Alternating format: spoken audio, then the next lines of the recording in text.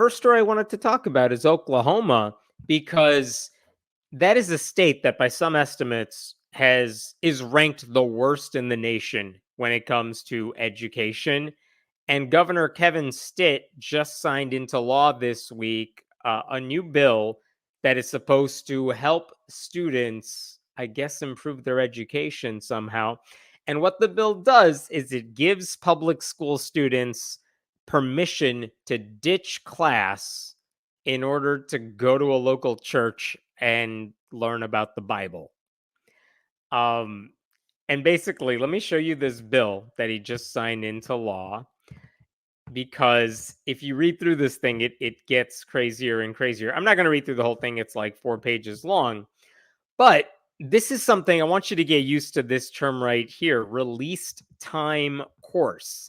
This is what they just passed. It's a bill to create a released time course, which means they can be excused from school to attend a course in religious or moral instruction taught by some third party outside the school. And what's interesting about these types of released time studies is that, at least in this case, in Oklahoma, it would allow students to be excused up to 3 times a week. That's 125 classes a year in order to attend moral or religious instruction. Schools would also have to give students elective credit for these courses, even though there's no curriculum, and even though the courses may not be taught by licensed or certified teachers, and even though the school is not vetting these classes, they would still have to give students credit, which seems to cheapen the value of their diploma. That seems weird. But what is this in reality? Because release time, all that language, what is it? It's a chance for students to skip class to go to Bible study. That's what this is all about. That's what everyone supporting this bill knows it's about. And there's nothing even that requires those Bible classes to be academically rigorous in any way. We can have a whole separate discussion about students who take an elective to learn about the Bible as literature, because there is a good argument to be made that if you're a good student and you want to understand classical literature and references in pop culture, there's a lot of value in learning certain parts of the Bible. Like, if you don't know anything about the book of Genesis, the Garden of Eden, Adam and Eve, Noah's Ark, you're going to miss out on a lot of references people make in books, in writing, etc. Yeah, in writing and song lyrics, things like that.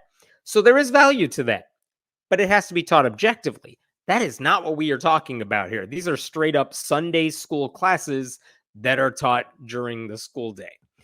Now, there are some secular safeguards in place, in theory, in this bill, because they don't want to say it's Bible study.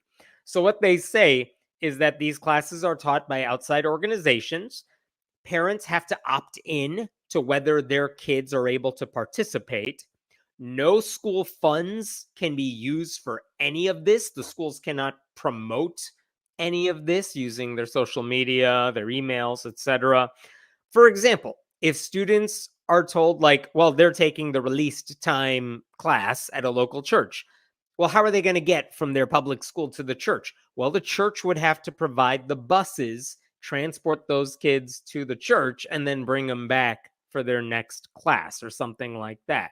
So the school's not on the hook to pay for the buses or anything. Students would also have to make up any missed assignments. And they also cannot skip certain required core classes like English or math. And that's why theoretically this is all legal.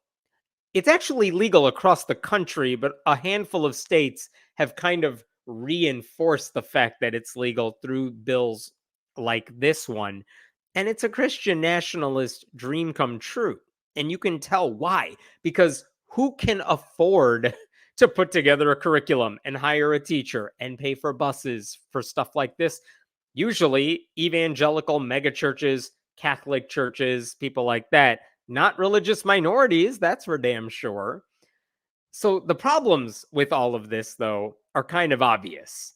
Because if you skip class for these church lessons, even if I mean, especially if you are leaving at the same time every week or a couple times a week, you're probably going to be academically behind your classmates in whatever class you are skipping because, not being in class is not ever going to be as good as being in class and knowing what the teacher wants you to know. If you're skipping an elective too, that's also true, just as it would be true if you're skipping math class. It also makes life harder for the teachers whose classes you are skipping as a student. I mean, every teacher knows, especially in high school, for example. Let's say an English teacher wanted to take kids on a field trip to go see a play. There's value to that. I get that. But if I was a math teacher and half my class was gone, you know what that means? That means I can't really teach my lesson because I'm going to have to reteach it anyway. So it messes with my schedule, even though the field trip has nothing to do with me. And so if these kids are skipping 3 days a week to go to church, like if you're a music teacher, an art teacher, even a gym teacher, you're gonna be stifled in what you can do with the kids who remain. So that's another problem. Um, and while students can't skip core classes, but they can skip art or music or some elective, it implies that those subjects and those teachers who teach them are not nearly as important for students' development. And I think that's unfair as well. I want students to get those elective classes. That stuff is meaningful and useful. Like, it's not just all STEM all the time? And also, if churches are looking for ways to indoctrinate kids, they already have a way to do that. It's called church. They don't need to take up your school day to do it. And then there's the peer pressure. Because what happens if you live in a state like Oklahoma that is already overwhelmingly Christian? If your friends are taking this Bible class and not just going to it, but saying, hey, we get prizes and candy while we're there, which is a thing they have done in other states, what do you think is going to happen? All those other kids, the kids whose parents may not want them to attend, are going to be like, Mom, Dad, I want to go. Sign the paperwork because I want to get candy and prizes.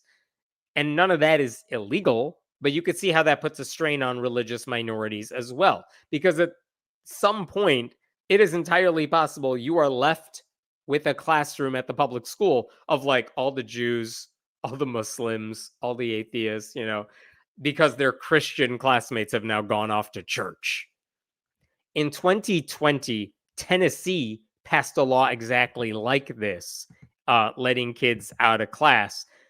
And it required public schools to allow these programs to exist. But in their version of the law, kids could skip 180 hours per year.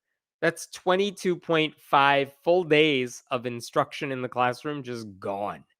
And Tennessee is another state where it's like, I don't think those kids can afford to miss that much public school. It's not like they were starting from the top of the academic pile in the whole state, generally speaking, to begin with. Now, if you've heard of anything like this, any of these programs, you've probably heard of the Christian ministry that's kind of at the center of all of this, and it's called LifeWise Academy. And I'm going to show you the front page of their website because they're bragging about how they're getting away with this. This is LifeWise Academy. Look at that. This is their front page. This is what you see when you just go to the front. Every week, tens of thousands of public school students legally attend LifeWise Bible classes during school hours. All caps. That's the point. Like, and they just show you, like, everyone covers us. Look, Fox, CBN, NBC covered them. It wasn't praising them, but that doesn't matter. How is this possible? Because Christian nationalists are in charge of these governments. That's how it's possible. I do want to go back to that NBC News thing for just a second. But basically, LifeWise, what does this company even do? What does this ministry do? They offer their courses to all these states. They will take care of the curriculum and the staffing and the background checks. Like, they'll handle all of it. All you got to do is make sure you can find a local chapter, which is usually some church near a public school, who will tap into this network for use in their own public school districts. So, according to NBC News, they wrote about this back in April, I believe. This is an article from NBC News. When LifeWise launched in 2018, the initial goal was to serve 25 schools by 2025, but it surpassed that long ago. By the start of this year, 2024, LifeWise had set up chapters in more than 300 schools in a dozen states, teaching 35,000 public school students weekly Bible lessons that are usually scheduled to coincide with lunch or non-core classes such as library, art, or gym class. That is what's scary about this. They have grown rapidly. And while church state separation is supposed to be maintained in theory, that's just not what happens in reality. Here's another thing from that same article. Opponents have also documented several instances of teachers and administrators promoting LifeWise to students, either by allowing LifeWise volunteers to visit classrooms, hosting school-wide assemblies, or advertising the program in paperwork sent home to parents. You can't do any of that stuff. That is advertising a church, more or less. That's the problem with this organization. They know exactly what they're doing. And in Oklahoma, where there is so many options for students who are Christians to go to church, they're now trying to take a chunk out of the school day to do it as well. Um, I want to show you one other thing about this. Look at the results. This bill passed in the Oklahoma State Senate 38-7.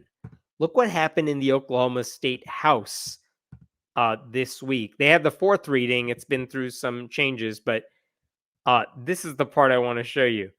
The vote was 51-40. Can you see that? Yeah, you could see that. It was 51-40. All the Democrats voted against it. All 15 of them voted against it.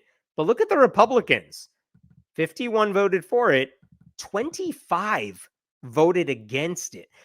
There is like a third of Republican House members in Oklahoma said, maybe this is a bad idea. And it passed. But the fact that that many Republicans voted against it sends a message that, like, this is not universally beloved here. Now, why would that have happened? Why would so many Republicans oppose this bill? Well, for one, it's because time-released programs are already legal due to a Supreme Court ruling from forever ago. So you don't need this bill to do the thing they want to do. Everyone is well aware that the only reason you pass a bill like this is to send a giant message to Christians. Hey, did you know it's legal to pull your kids out of public school to take Bible classes? Like, it was legal, but this is getting media coverage. So now they know about it. So that's one thing. You don't need a bill like this. It's symbolic. And depending on how these released time classes go, the Republicans said it could also lead to lawsuits. Because what happens if you say yes to one church to do a release time program, but no to another group?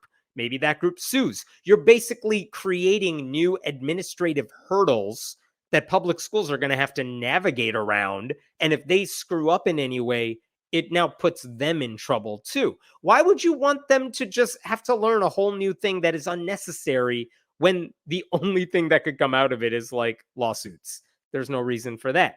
One Democrat pointed out it's not going to help students do better in school because you're literally taking up instructional time. Why not let families handle moral and religious instruction while letting public schools focus on academics? Like, there are lots of good reasons to be against this bill. And maybe the most telling thing about all this is that LifeWise was asked. This was also quoted by NBC News. People were asking LifeWise, hey, we like your curriculum. We want our kids to get Bible education, but we don't want them to skip school to do it. So will you offer these classes before school or after school? Guess what LifeWise said about that? This is also from NBC News here. Check this out.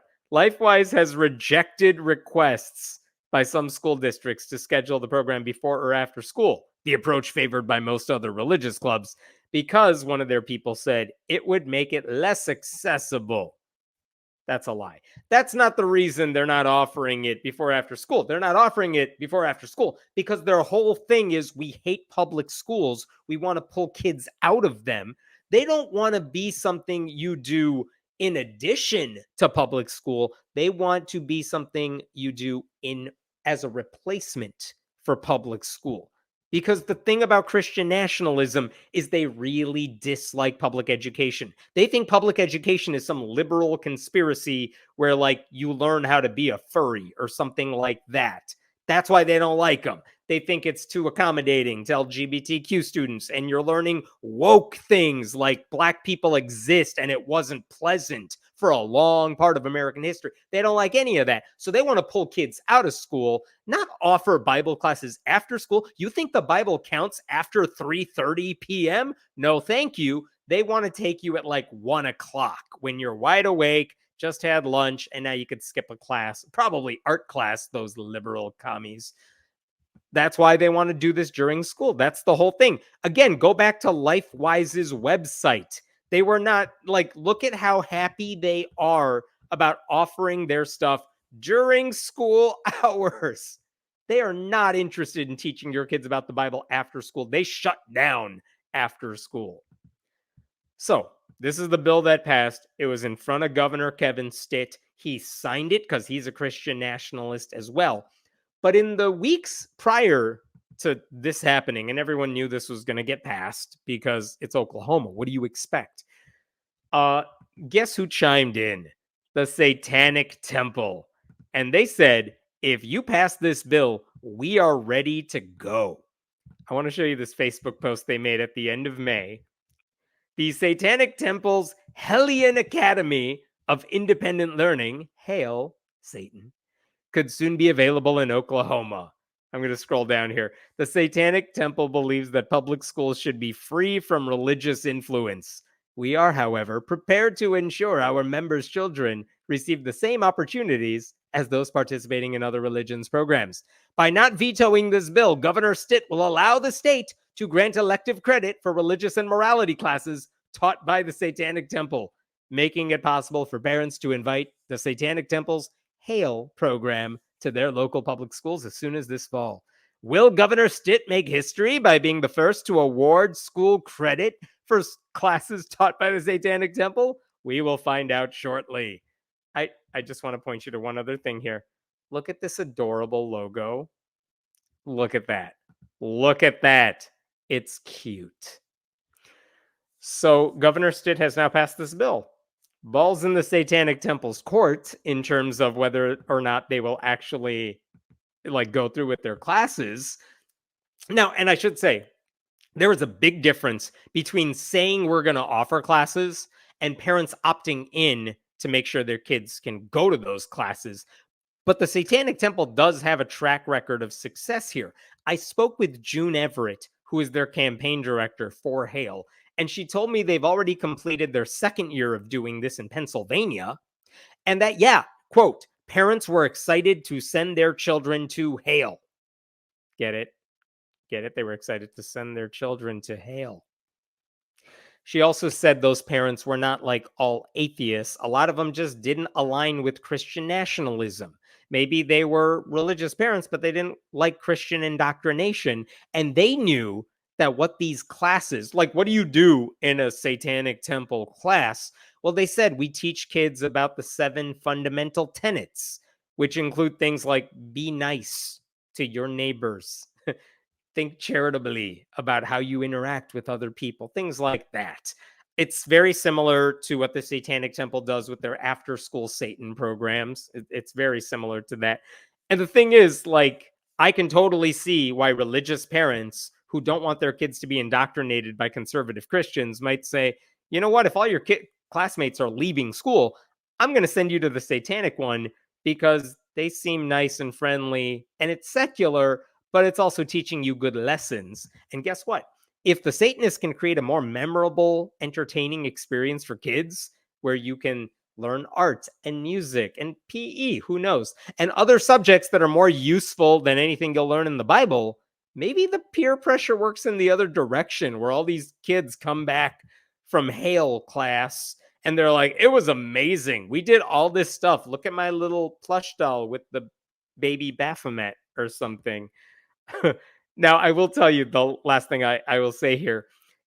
In Oklahoma, their superintendent of public instruction is this guy, Ryan Walters, who is basically a wannabe secretary of education who is fully on board with MAGA everything. So he said like a month ago, there will be no Satanists in Oklahoma schools. And he said that in response to Oklahoma's chaplaincy bill, where they were going to allow Christian chaplains into public schools to do the work of like trained social workers. And that's a horrible idea for reasons I've talked about on this show before. And he can't do that. He can't say, yeah, we're allowing religious chaplains, and then say, yeah, but not your religion. Well, guess what he did today? He just issued a statement now that Kevin Stitt signed this bill saying that he doesn't want these Hale classes to go on either. Let me play you, it's about a minute long. This is what Ryan Walters said today. We just put in place a new bill, HB 1425. Here's what this bill does. It allows students during the day in high school to go to a church, receive religious or moral study, and get credit for it. We want to encourage our kids to freely express their religious beliefs, and so we're very excited about this piece of legislation. Well, we've now had the Satanists come in and say they're going to offer courses too and get credit for it. So I'm just going to clear this up. No, the Satanists are not coming into our schools. No, Satanism is not a religion. They will not be recognized by our State Department of Education. You are not a religion, Satanist. I know that you guys like lying, and that's a central part of your belief system there. But you will not be participating with our schools. You will not be allowed in our schools, nor will you receive credit. I mean, sometimes when you file a lawsuit against something that's clearly unconstitutional, you have to find some proof that there is religious discrimination happening. And sometimes guys like Ryan Walters literally tell you how they're going to discriminate against you. And it's just so clear cut. So I hope here's what has to happen now that the bill is signed.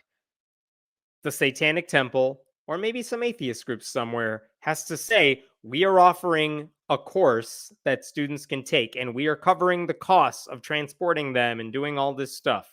And they have to go to a public school district and say it's offered. And parents have to be given that option, that this is an option for your kids.